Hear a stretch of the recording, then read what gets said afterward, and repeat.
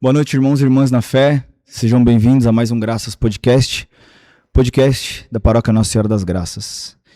E estou eu aqui com um convidado muito importante para falar de um tema que às vezes causa um pouco de medo em algumas pessoas, em outras curiosidade e em outras vontade de conhecer um pouco mais. Então, antes de mais nada, quero dizer para vocês que esse podcast está sendo gravado no sábado, então essa claridade que vocês estão vendo aqui do meu lado esquerdo é do sol, tá? E aí eu falei boa noite, vocês, poxa, mas como assim? Que loucura esse fuso horário, né? Não, loucura é o nosso tópico, vocês vão ver que eu não tô falando besteira, tá?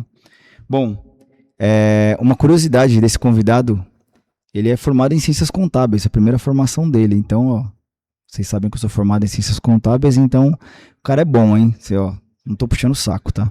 Brincadeiras à parte. Bom, a gente vai falar hoje sobre a questão espiritual, sobre batalhas espirituais.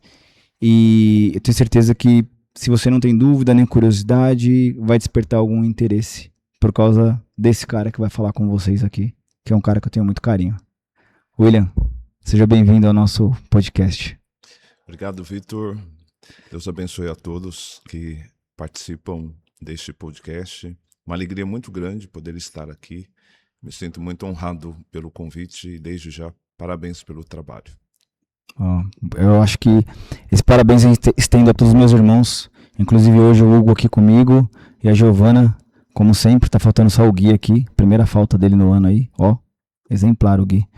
Bom, eu tenho uma amizade com o William de muitos anos. O William foi na minha casa, ele me deu, posso dizer que ele me ungiu aí numa viagem que eu fiz para a Austrália, onde eu morei lá quase um ano para estudar, enfim, e ele foi a pessoa que foi na minha casa orar e eu tenho extrema gratidão eterna por isso. Muito obrigado, William.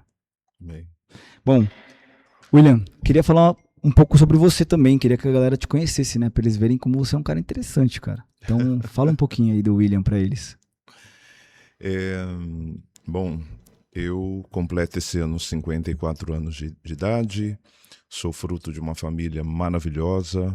Meus pais, o senhor João, já falecido há 6 anos, a dona Maria, atualmente com 81 anos, uma mãe linda, uma mulher muito especial, adora rezar, o dia inteiro rezando, uma idosa que está sob os meus cuidados, tem o apoio dos meus irmãos, e pais que foram, e uma mãe que é muito exemplar na sua educação, apesar de algumas dificuldades vivenciadas durante ao longo dos anos. Sim.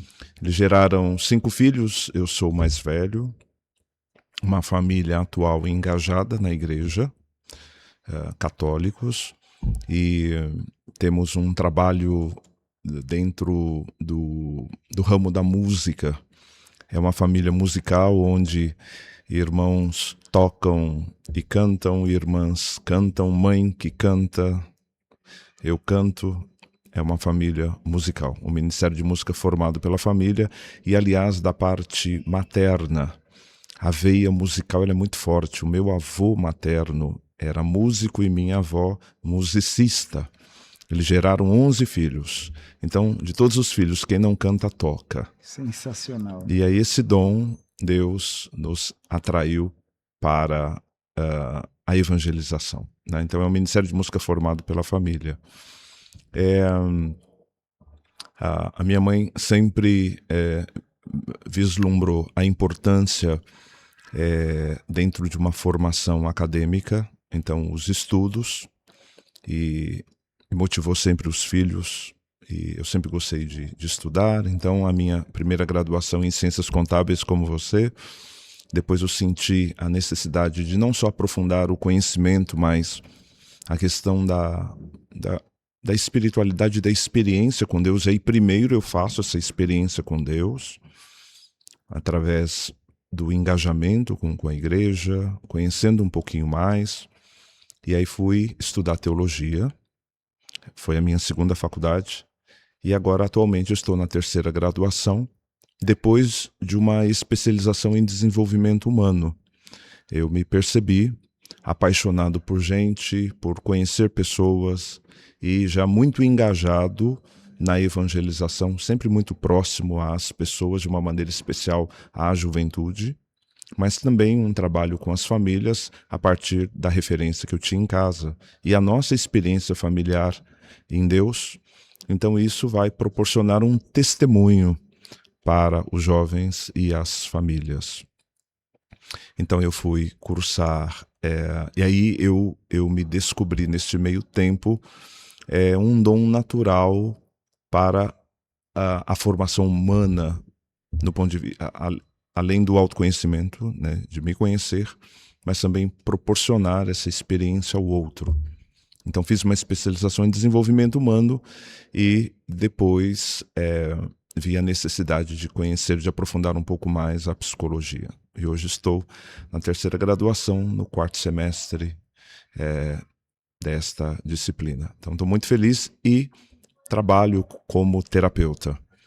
E aí procuro como terapeuta contribuir na espiritualidade católica e também no desenvolvimento humano.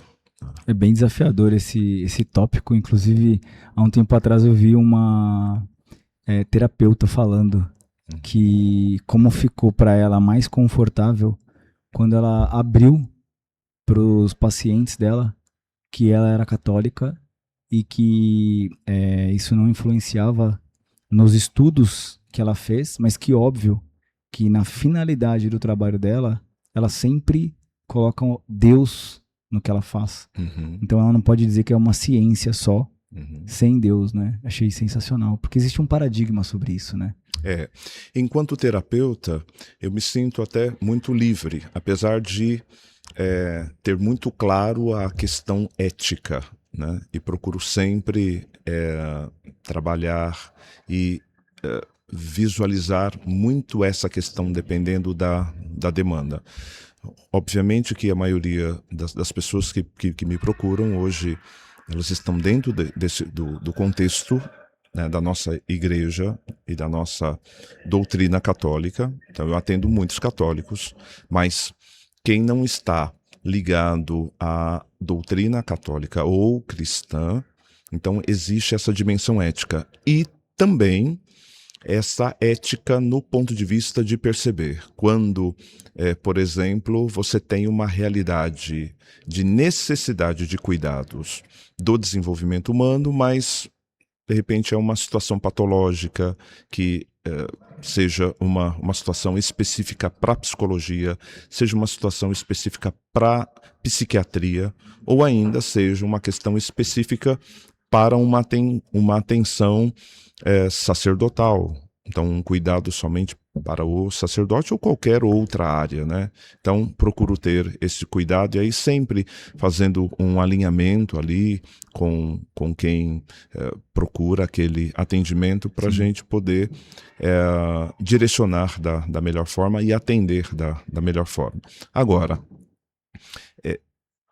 isso como terapeuta, essa liberdade para você poder trabalhar e apresentar as ferramentas, porque o intuito é poder contribuir. Sim. Agora, como psicólogo, no futuro, existe as exigências do próprio CRP, não é? E aí é importante também dar esta atenção, né? Então, para o CRP, isso precisa ficar muito claro, né? Então, o que é você dar uma atenção científica, psicológica e a questão da própria dimensão da fé ou doutrina, especificamente falando, né? Sim. Mas é uma experiência, a minha experiência hoje marca, em 2026, marca 36 anos de atendimento. Então, ao longo dos anos a gente foi aprendendo, né? Eu fui aprendendo um pouco mais a lidar e ir afinando, né? Essa questão ética. Muito e bom. continuo.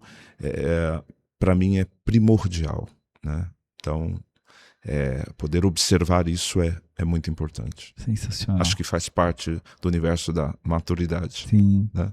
William, e fala pra gente um pouco quem é ou o que é a Aeternum Dei?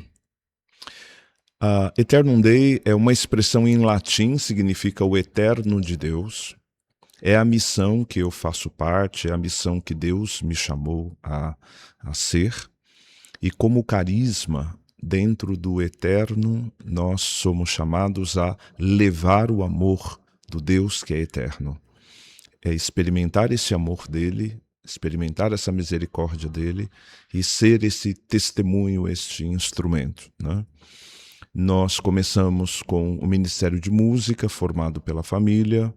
Depois, outras pessoas foram agregando este trabalho por chamado de Deus, sentiram-se inspiradas, gostavam do jeito, né, como a evangelização acontecia através daquele trabalho.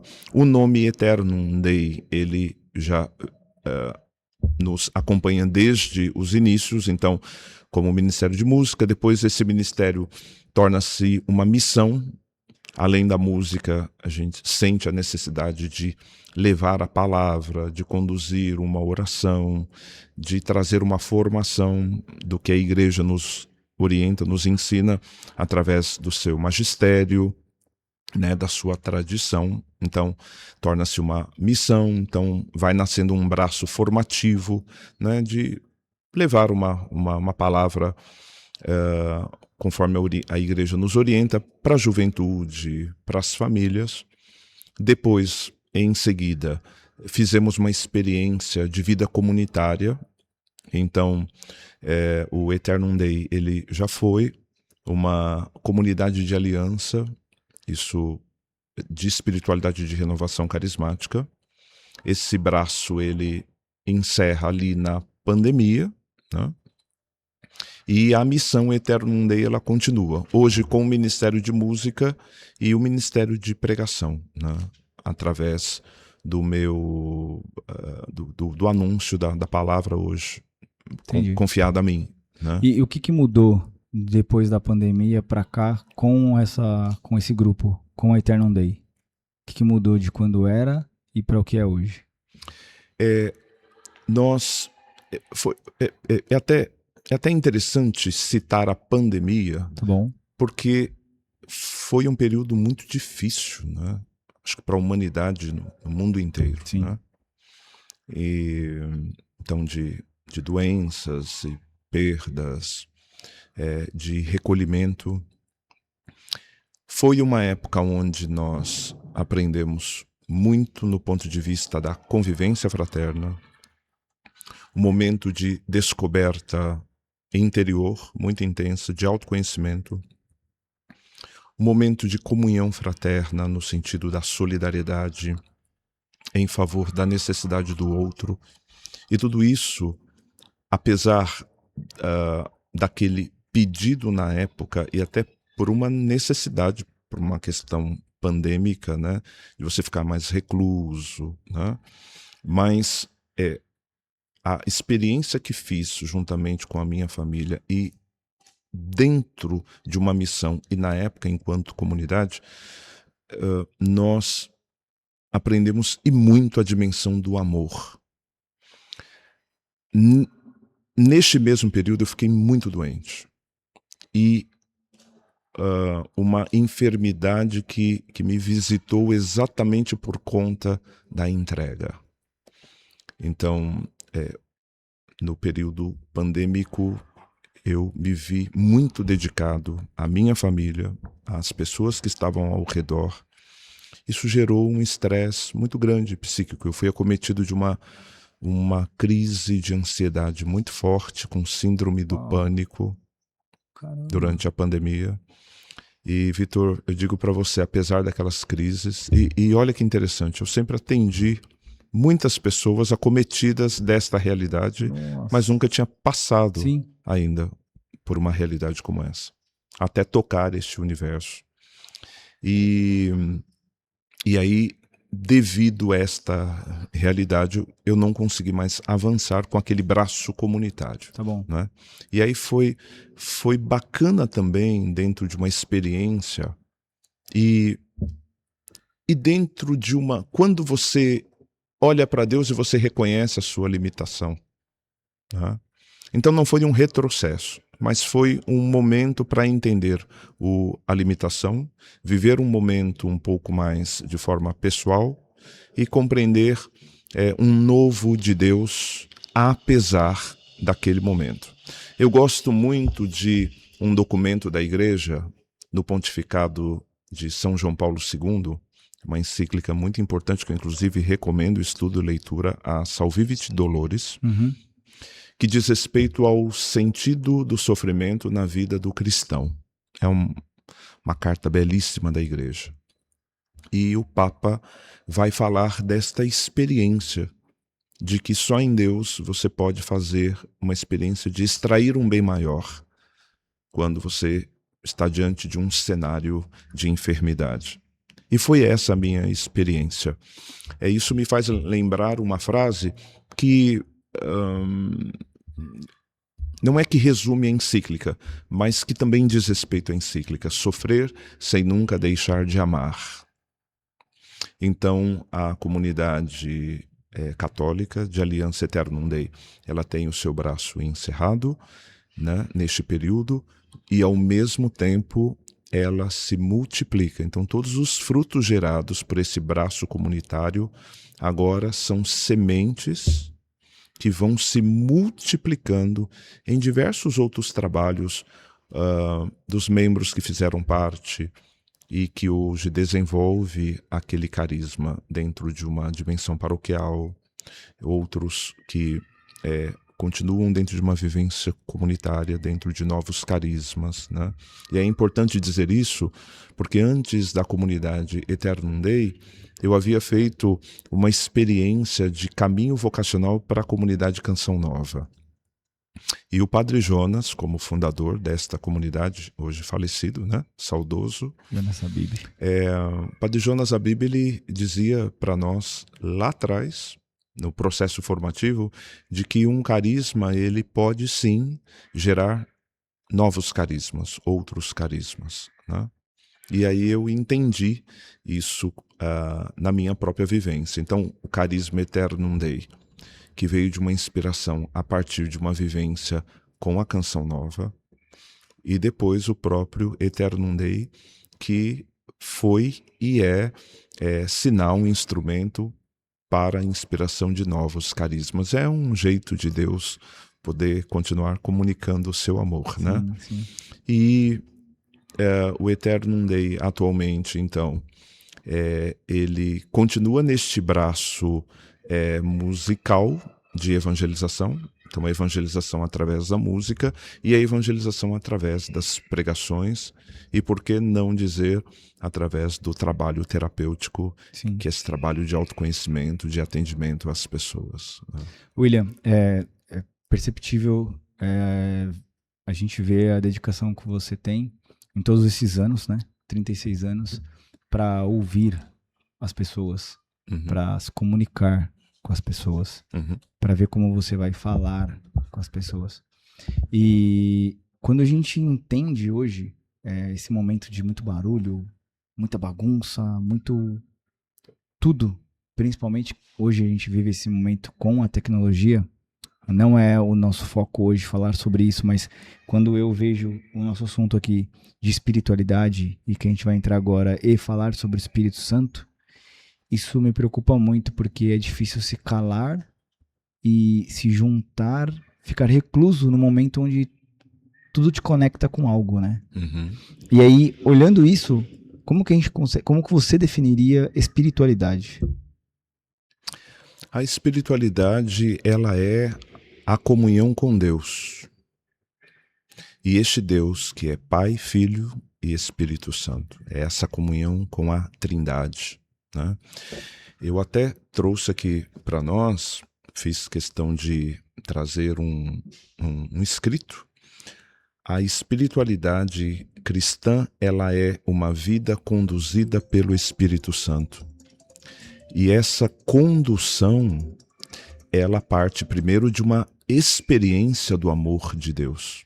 Então Deus, ele nos chama por amor, e este Deus que é pessoa, como orienta o catecismo da igreja, essa pessoa do Pai, do Filho, do Espírito Santo, Acho muito bonito a igreja nos ensinar a chamar Deus de pessoa. E a palavra pessoa significa aquele que se relaciona.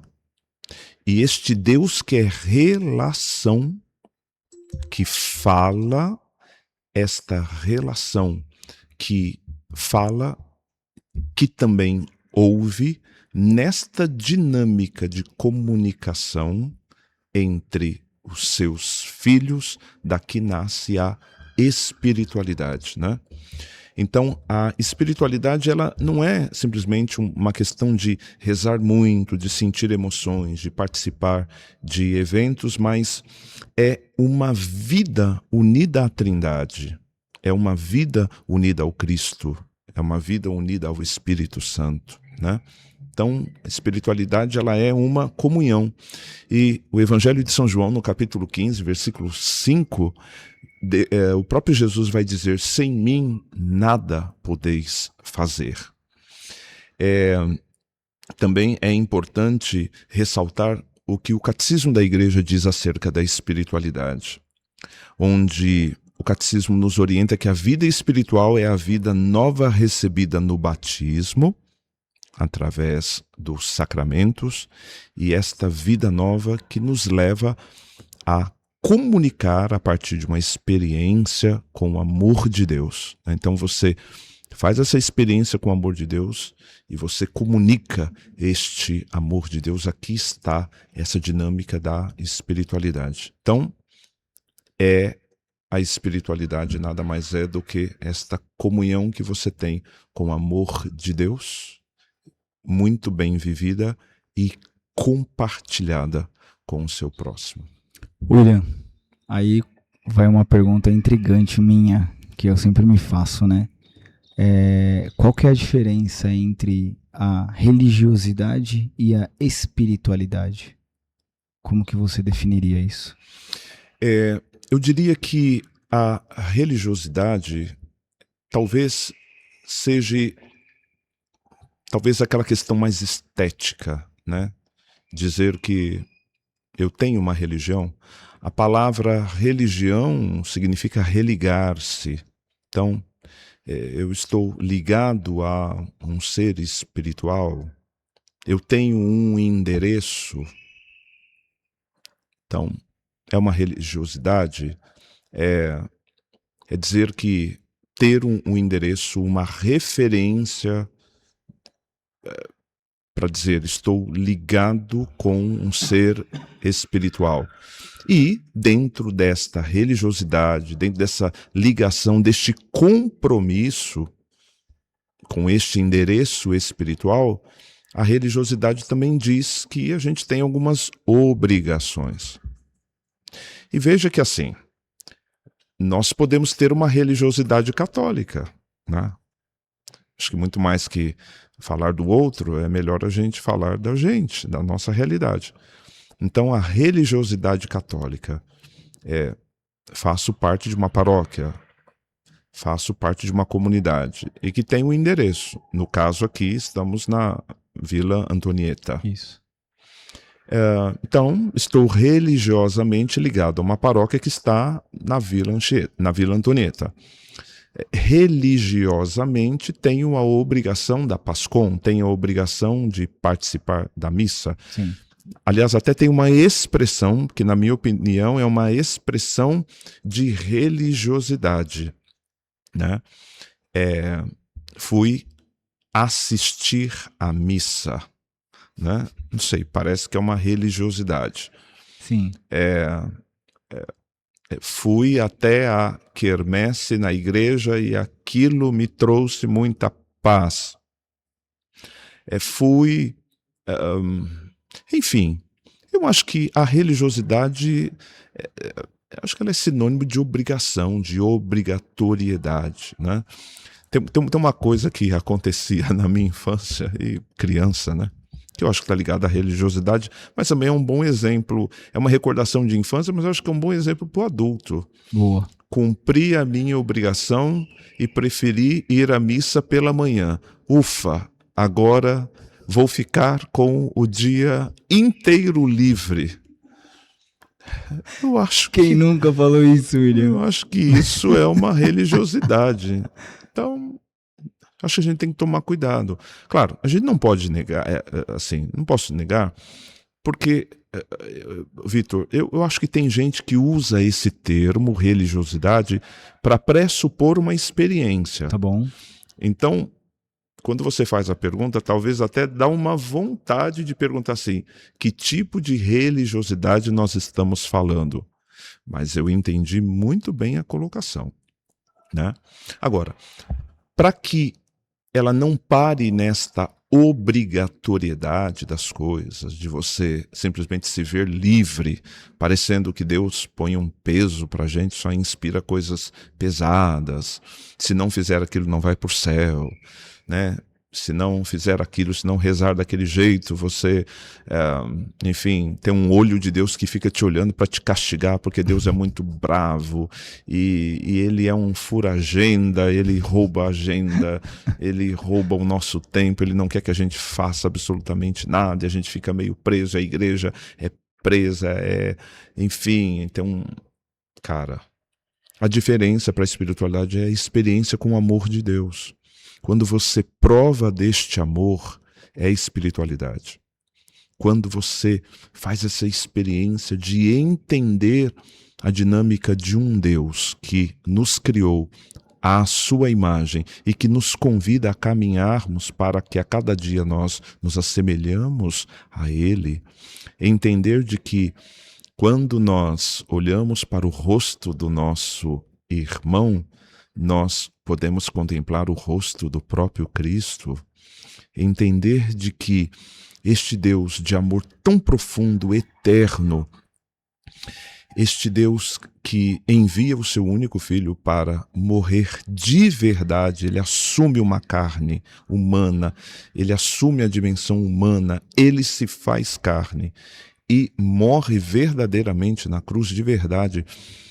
Na internet você pode encontrar um relatório de um médico francês detalhando toda a crucifixão, um olhar da ciência médica, Sim. o que ele diagnosticou na cruz de Cristo.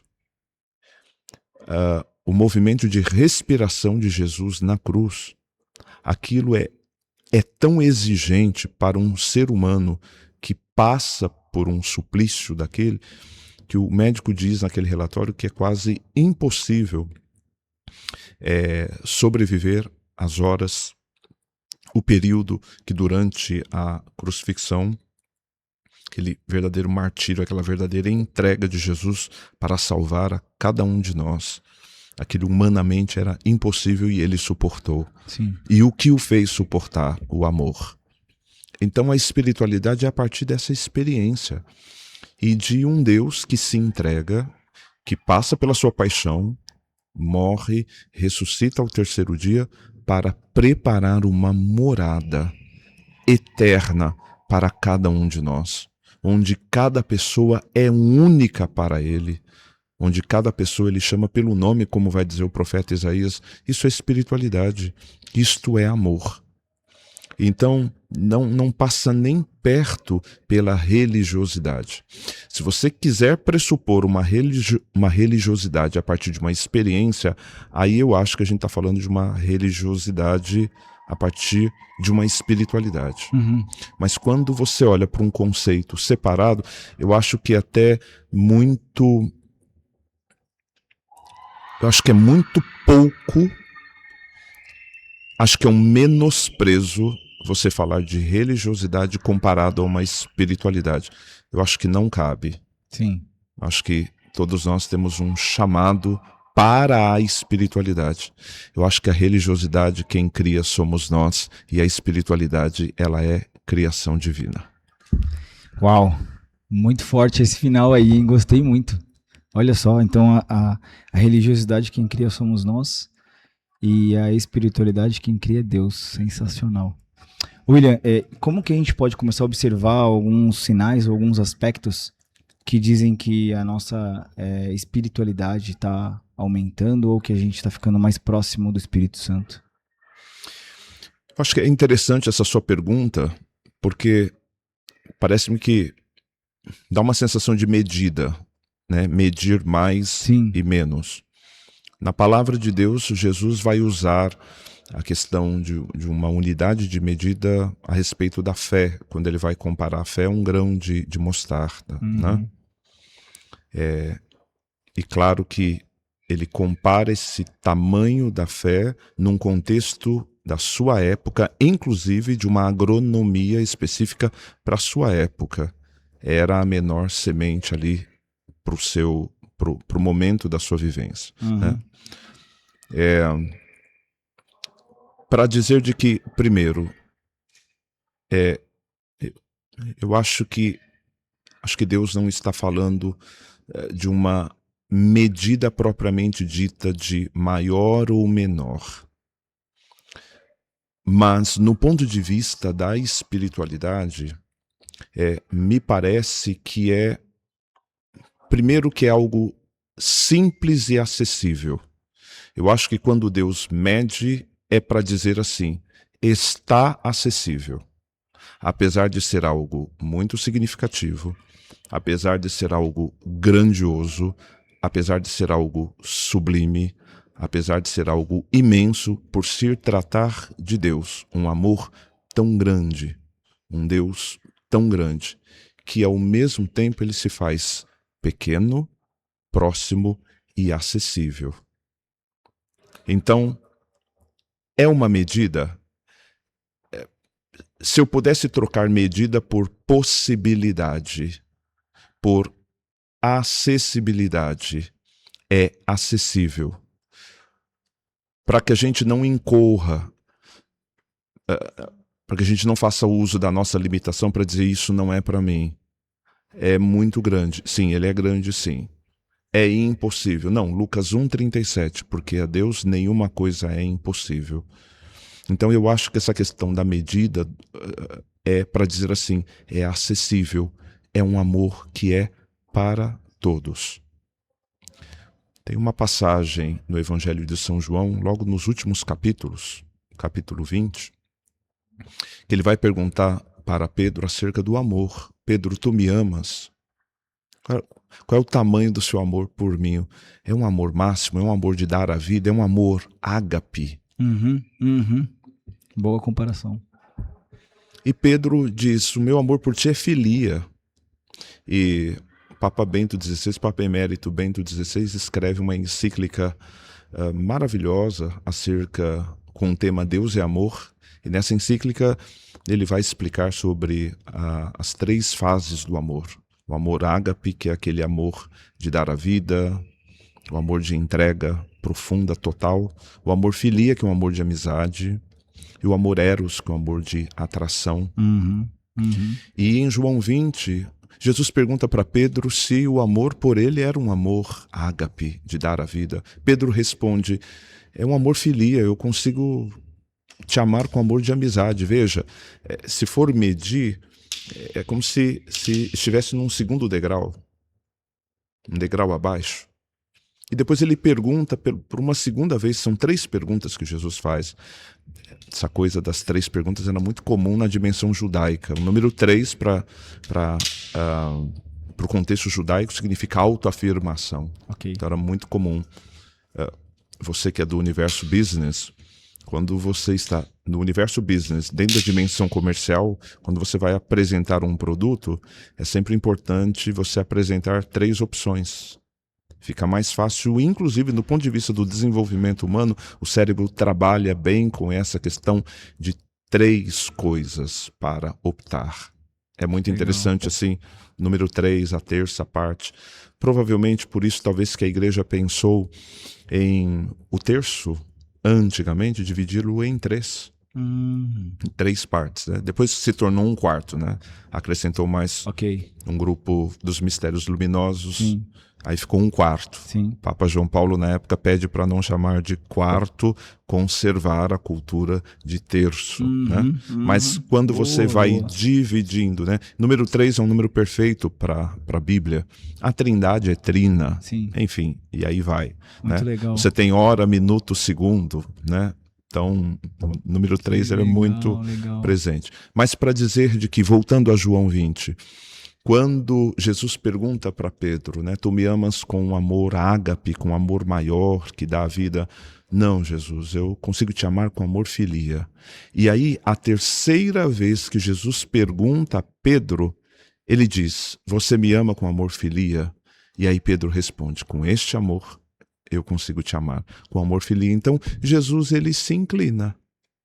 Ele sai da dimensão agápica, sem perder a dimensão agápica, e passa ali a uma relação de amor filia, um amor de amizade com Pedro, né? Então é muito bonito, porque compreende essa dimensão da profundidade, né? Cria um acesso ao amor e acolhe a dimensão da limitação do outro, né? Gostei da conexão dos três. Muito boa, muito boa.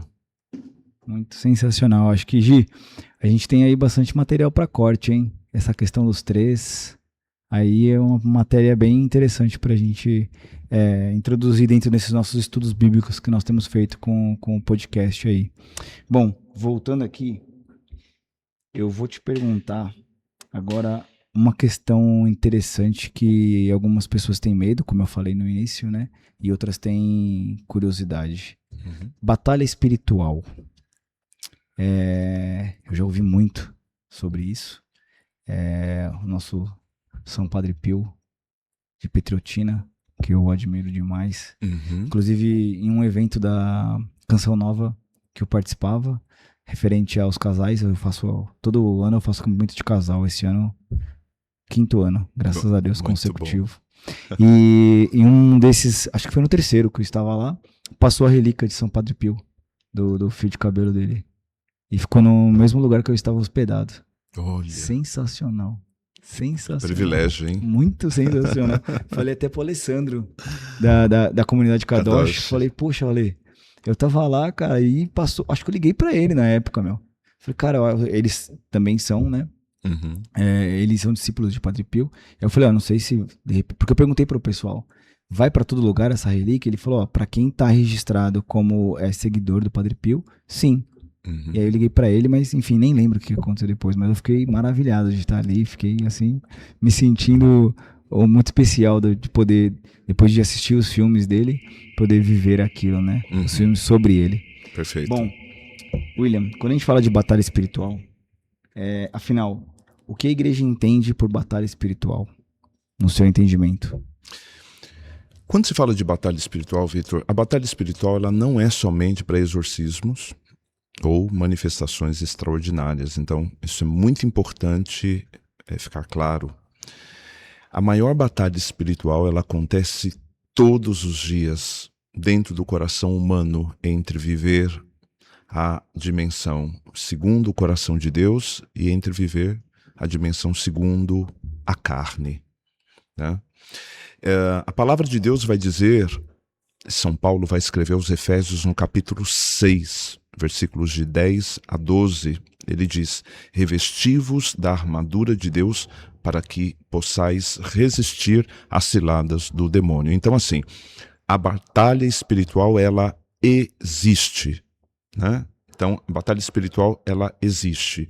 Agora, não é para associar batalha espiritual ao medo.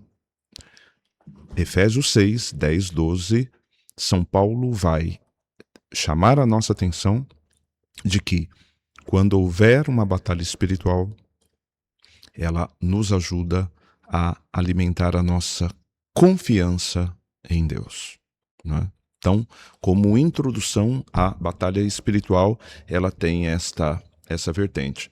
A igreja nos ensina pelo dom do discernimento dos espíritos, um dom carismático, um dos 9 dons elencados por São Paulo na carta aos Coríntios. 1 Coríntios, capítulo 12, a partir do versículo 4, você tem lá 9 dons carismáticos, e um deles é o dom do discernimento dos espíritos, né? E um dom importante, um dom de serviço, um dom para ser partilhado com a comunidade, né? Uma graça que se recebe do Espírito Santo, e o dom do discernimento dos espíritos nos ajuda a entender de que essa batalha espiritual, ela compreende 3 inimigos da alma.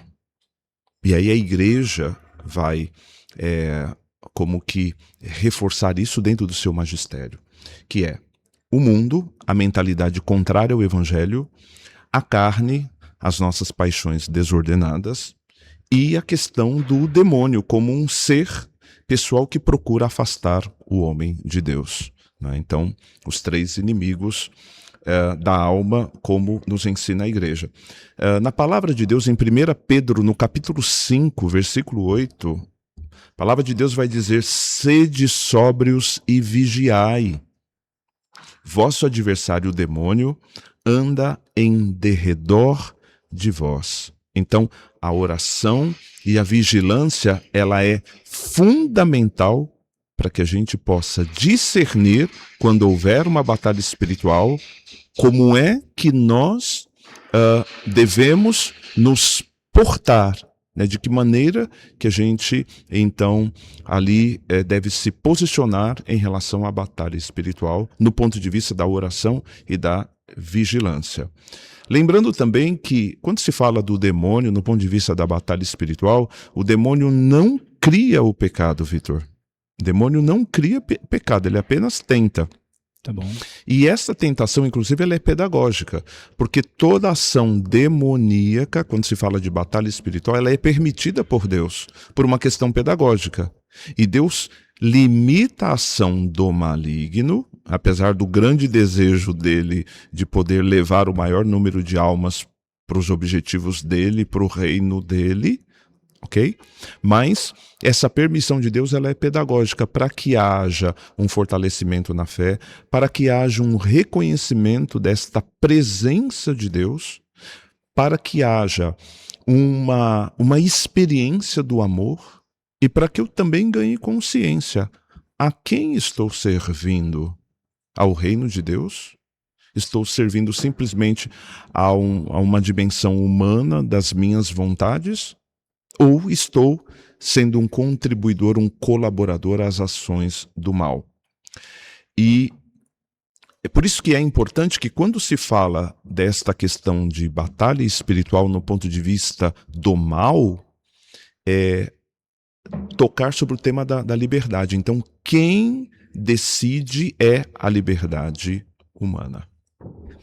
William, então, como nós estamos falando, existem essas batalhas espirituais. E quais são as armas que um cristão, um católico, tem para combater essas batalhas? Essa pergunta ela é fundamental, Vitor. Como vencer? Primeiro ponto, a batalha não se vence pela força humana. Batalha espiritual não se vence pela força humana. Até porque dimensão humana e dimensão espiritual, nós estamos falando de níveis diferentes. Ok. 5 armas espirituais a igreja orienta. Primeiro, a oração diária, até porque Jesus rezava constantemente, manhã, tarde, noite, madrugada. Há uma força muito particular, até porque Deus vê o esforço de alguém que levanta na madrugada para rezar. Haja visto a força que tem os rosários da madrugada. Sensacional. A palavra de Deus. Então, além da oração diária, a palavra de Deus. No deserto, Jesus vence o inimigo através da palavra. Está escrito. Uma vivência sacramental. Os sacramentos é uma arma importante para você poder vencer a batalha espiritual. Principalmente, especialmente, o sacramento da confissão e o sacramento da Eucaristia. São as maiores armas da igreja. Uma vida virtuosa. Inclusive, até deixo como sugestão para um podcast falar sobre as virtudes teologais, as virtudes cardeais. Não é? Interessante. Importantíssimo. Então, uma vida virtuosa. E aqui eu quero destacar 4 virtudes. A questão da humildade, do perdão, de uma vida casta e de uma vida caritativa, a caridade. Quero chamar a atenção da dimensão do perdão para a batalha espiritual, que ela é muito importante. Sim. A palavra perdão no contexto, no original, significa jogar fora todo o lixo. Então, quem não perdoa, guarda lixo. Este lixo, ele pode ser, você pode gerar um problema espiritual, que aí você fica muito exposto, porque o que o mal mais quer é que as pessoas não se perdoem, né? O próprio Jesus, na palavra de Deus, Evangelho de Mateus, no capítulo 18, versículo 21 e 22, Pedro chega até Jesus e pergunta: quantas vezes, mestre, devo perdoar? Porque no Antigo Testamento havia ali a cultura de você quantificar o perdão. Eles podiam ali perdoar até 3 vezes, né? E Pedro estica isso de 3 a 5 vezes para 7 vezes, porque eles entendiam como um número perfeito. E aí Jesus vai multiplicar a multiplicação da multiplicação e vai dizer: um perdão deve ser constante, um perdão deve ser eterno, perdoar sempre. Quando ele usa a expressão perdoar 70 vezes 7. Sim. Porque quando você extrai todo o lixo, quando você vai tirar aquilo que gerava a falta de perdão, você vai de encontro com a tua essência. Então, perdoar é você visitar a tua essência. E quando eu falo de visitar a essência, isso também diz respeito ao autoconhecimento. O autoconhecimento, ele passa pela via do perdão. Por isso que é importante você se conhecer para fazer essa experiência do autoconhecimento. Por isso que no meu trabalho como terapeuta, acho que é muito importante trazer essa dimensão do autoconhecimento com a espiritualidade. No nosso caso, a espiritualidade católica, que trabalha esse perdão. Na via do perdão, você tem elementos importantes para que você possa, então, fazer essa experiência da liberdade com o amor de Deus. É uma arma importantíssima para você vencer a batalha espiritual. Também, e aí, isso, obviamente que, quando você vai praticando a experiência da oração diária, a comunhão com a palavra de Deus, uma vivência sacramental, uma vida virtuosa, o demônio ele vai deixando de encontrar espaço e aí onde não há pecado, não há por que o mal permanecer. E a experiência com a Virgem Maria, através do Santo Terço, através do Santo Rosário. Em Gênesis, no capítulo 15, a tradição da Igreja contempla a Nossa Senhora como aquela que é associada à vitória de Cristo na cruz. A vitória sobre o mal, sobre a serpente. O Rosário é uma poderosa escola de contemplação de Cristo e de perseverança na fé. Unir-se à intercessão de Nossa Senhora, à comunhão de Nossa Senhora, viver essa dimensão mariana, né? A Nossa Senhora é essa dimensão de espiritualidade. A espiritualidade mariana é aquela porta, né? Aquela mãe que segura a mão dos filhos e que nos leva até Jesus. Sim. É uma arma poderosíssima contra o mal. William, a gente tem hoje, como eu mencionei, né, anteriormente, um barulho muito grande dentro de nós, às vezes, a gente não consegue calar aquilo. Como que a gente consegue entender ou avaliar, dentro desse trabalho que você tem falado muito bem aqui, sobre fazer uma autoanálise, né? Como que a gente consegue entender se o que a gente está passando é uma batalha espiritual, é uma consequência de alguma atitude que de fato eu tive, ou eu tô com algum problema de saúde, vai? A sua pergunta é excelente. Dom do discernimento dos espíritos. É entender se aquela dimensão ela é humana, se é uma dimensão, se aquele cenário passa por uma dimensão espiritual no ponto de vista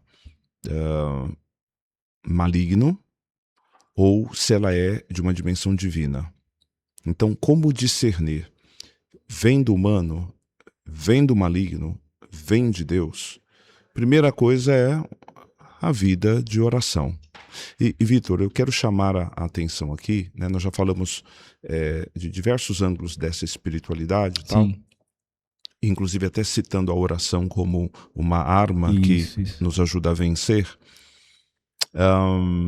eu quero chamar a atenção nesta pergunta ao silêncio. Nós, enquanto seres humanos, e vivendo uma realidade que a gente vive hoje, é uma realidade muito do barulho, né? Então, 2026 é muito barulho. Então, me dá uma sensação que a gente não para fazer silêncio, e parece que o silêncio incomoda. Nossa. Quando vem a oportunidade do silêncio, parece que está faltando alguma coisa. Então você quer o celular, você quer a tela, você quer notebook, você quer videogame, você quer até para comer, né? Se faz barulho. Que Então é o loucura. barulho do talher, né? Então a falta do silêncio. E veja, e a igreja preza muito quando se fala da espiritualidade, para que você possa viver uma batalha espiritual de forma pedagógica, de extrair o bem maior daquela batalha espiritual e ter uma espiritualidade de comunhão com Deus pela via do silêncio.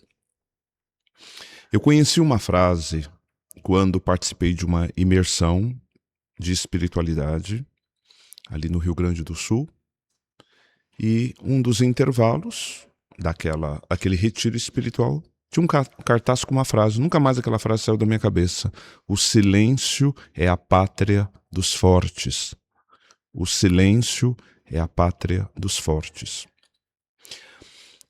A igreja, dentro da sua catequese, quando ela vai instruir para que o fiel tenha uma boa espiritualidade, para também fazer essa comunhão de amor com Deus, Trino, e também melhor aproveitar a sua espiritualidade, ela pressupõe um itinerário orante que vai ajudar no discernimento para saber se aquele cenário está dentro de uma dimensão humana, se está dentro de uma dimensão, se é maligno, se eu preciso ficar atento. Quando é Deus falando, ele dá um itinerário em 4 passos. Então, a igreja te convida a ler a palavra, então é a leitura o primeiro passo. O segundo passo é a meditação. O terceiro passo é uma contemplação que diz respeito ao silêncio. O quarto passo é a oração. Então, o que o texto me diz, o que dizer ao texto, no silêncio contemplar, e depois um diálogo com Deus. Leitura, meditação, contemplação e oração. É um caminho, um itinerário de oração para que você possa ir afinando esse discernimento para perceber o cenário e as situações. Uau. Já ganhamos um guia aí de como conduzir as coisas. Eu falo isso porque às vezes a gente conversa com algumas pessoas e aí parece que tudo que acontece é a obra do mal.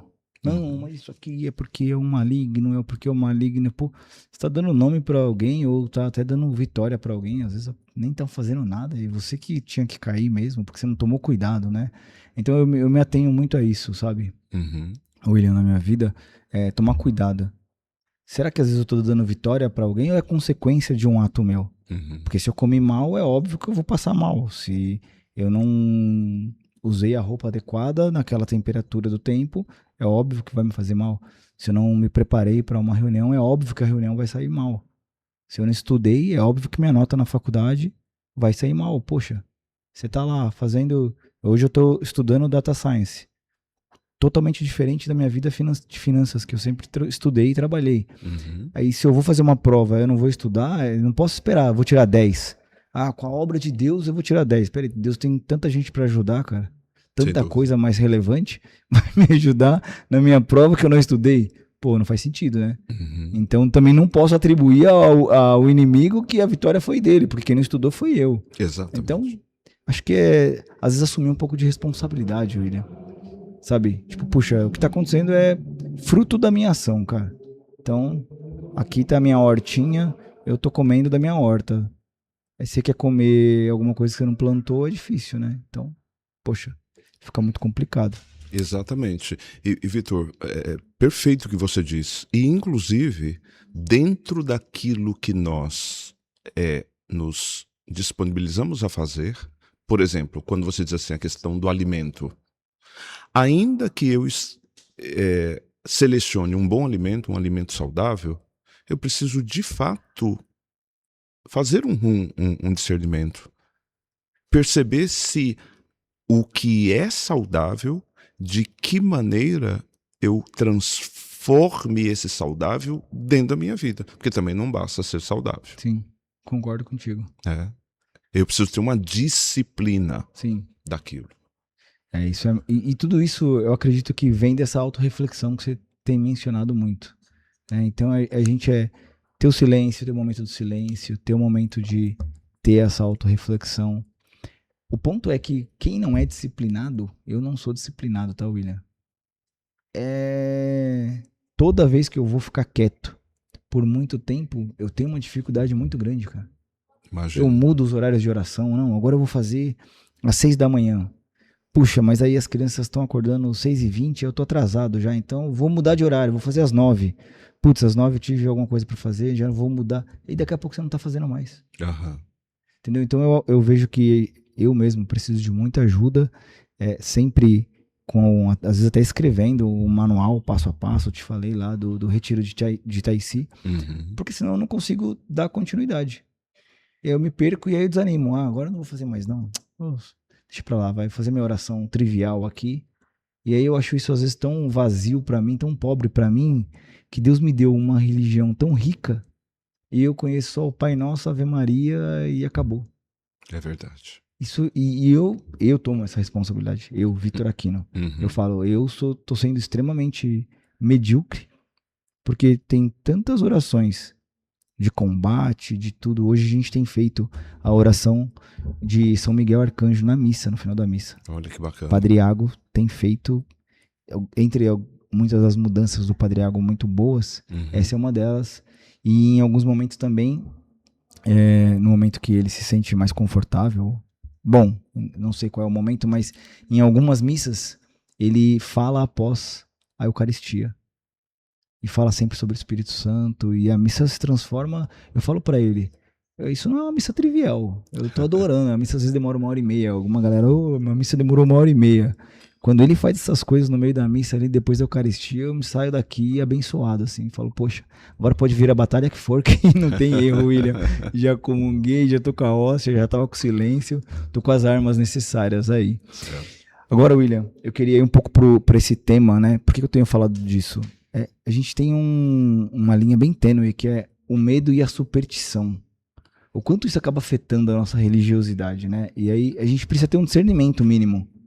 Por isso que a gente tem falado de todos esses tópicos anteriores aqui, para no final cair essa questão do que você falou do autoconhecimento. Então a gente precisa conhecer nossa religião, precisa nos conhecer também, para não ficar sentindo medo de coisa que às vezes nem existe, né?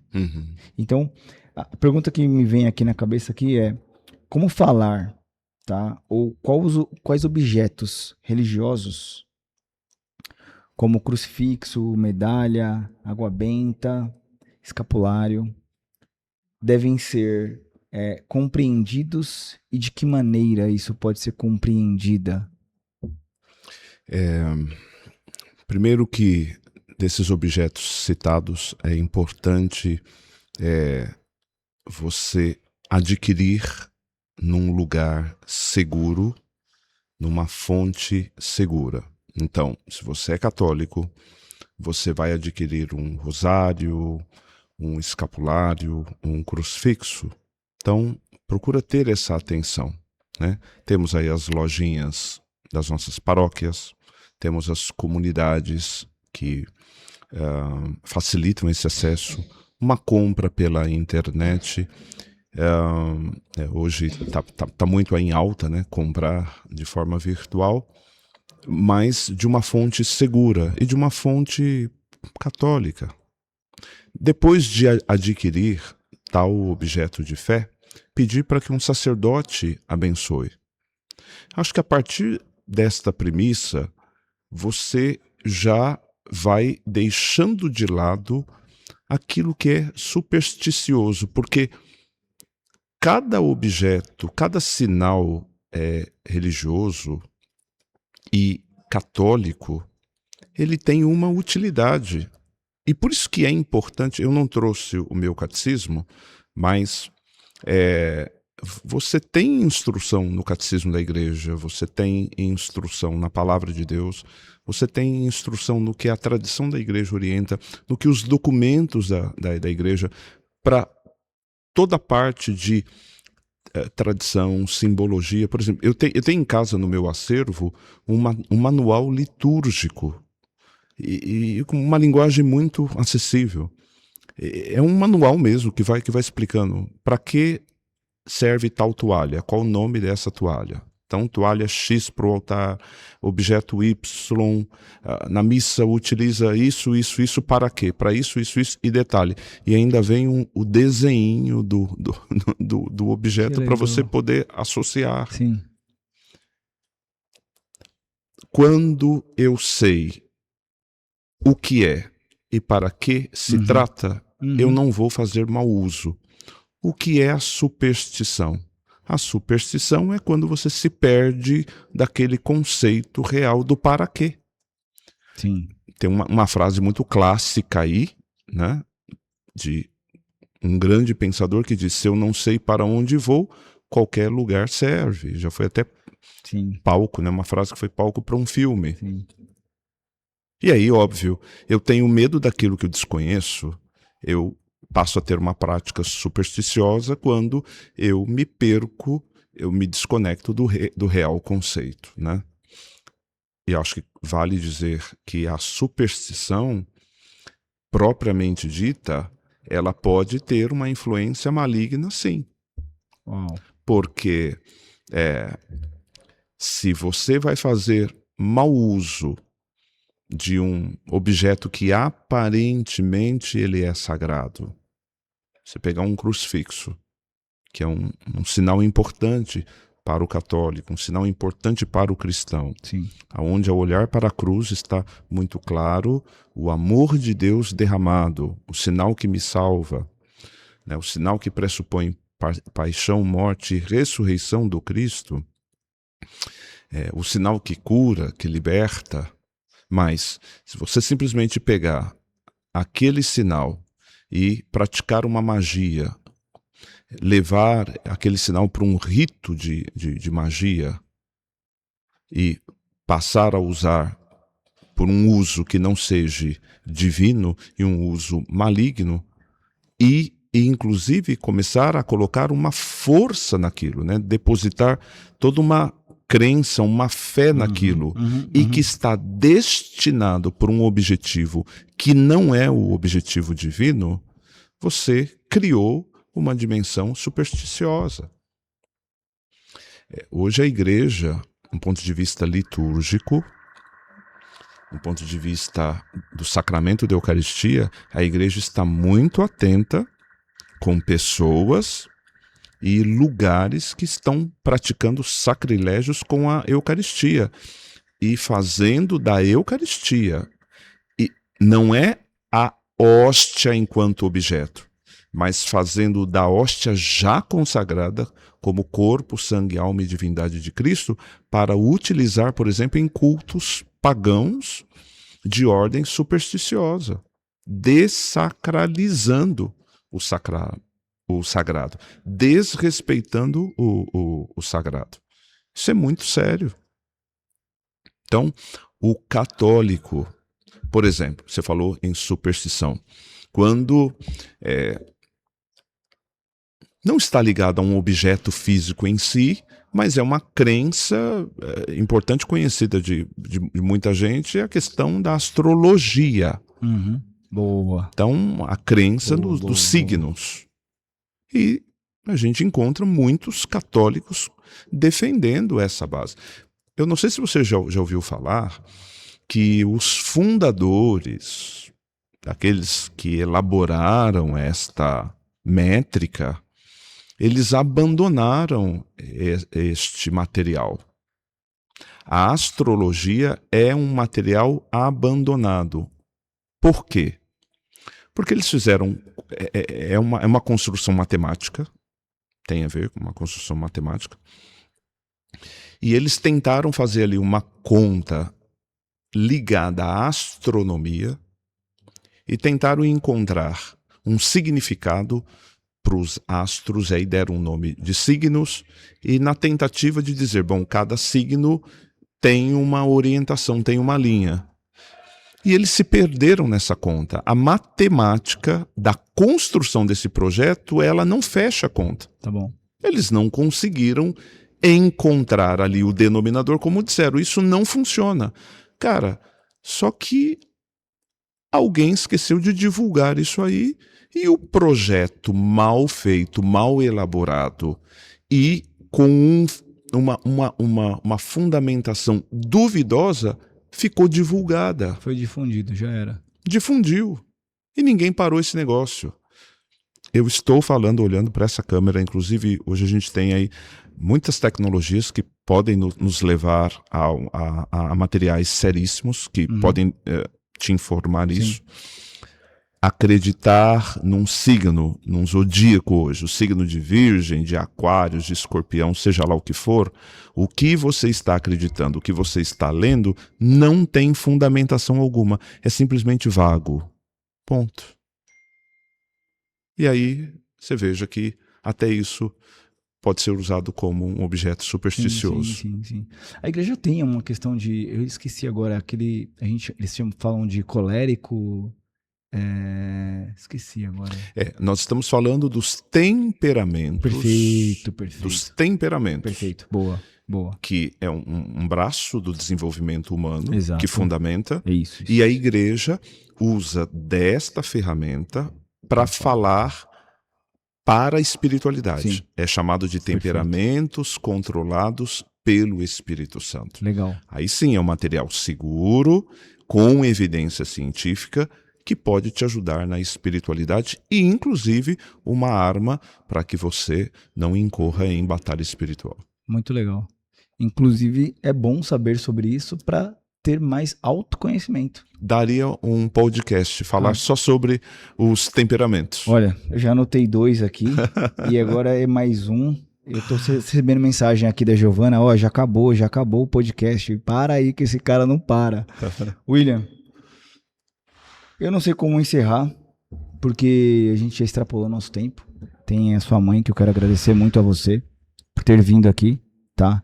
Abrindo essa sessão pra gente. Sua mãe tá com um problema de saúde e quero te agradecer muito por ter disponibilizado o seu tempo para estar aqui.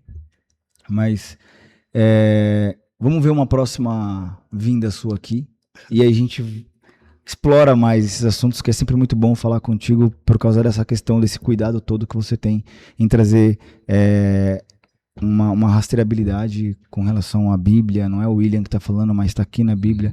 É uma interpretação minha, mas se alguém quiser ler também e discorrer de uma outra opinião, a gente pode conversar aqui, tá? Mas tá aqui, o que eu tô falando é sobre isso, é sobre aquilo. Com certeza. Agradeço muito, tá? Para terminar, a gente tem algumas perguntas aqui. E, na verdade, eu vou mudar um pouco essa questão das perguntas. Eu trouxe aqui umas cartas, um baralho que eu trouxe da Canção Nova, eu comprei lá, que é sobre o nosso dia. Cartas para um encontro diário com Deus.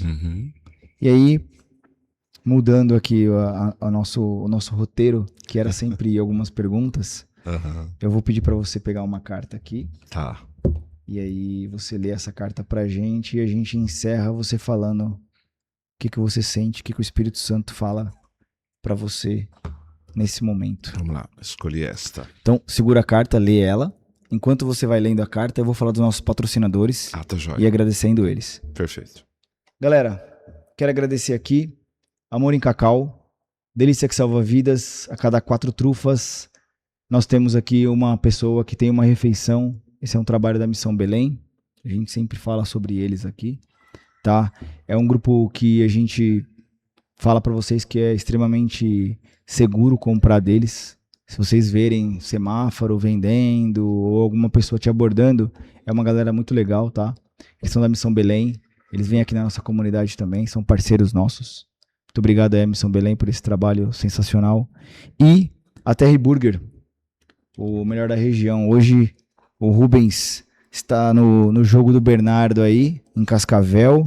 Eles foram para a final. Que Deus abençoe, que eles sejam campeões amanhã. Prata da casa aí o time. E não mandou nossa batata frita hoje, né, Giovana? Bem na visita do William, hein, Rubens? Olha só.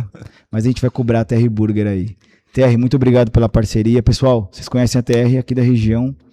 Fica ali no Jardim Santo Eduardo. Quem quiser experimentar e quem já experimentou, não deixa de comprar com a gente lá, não. Beleza? William, vamos voltar agora. Você quer ler pra gente aí a palavra e que você tirou a cartinha aí e nos falar um pouco sobre isso pra você? Quero desde já agradecer o convite e a acolhida cordial a essa experiência. Foi muito bom. Muito obrigado, viu? Valeu, eu que agradeço. É uma passagem de Lucas capítulo 1, versículo 38.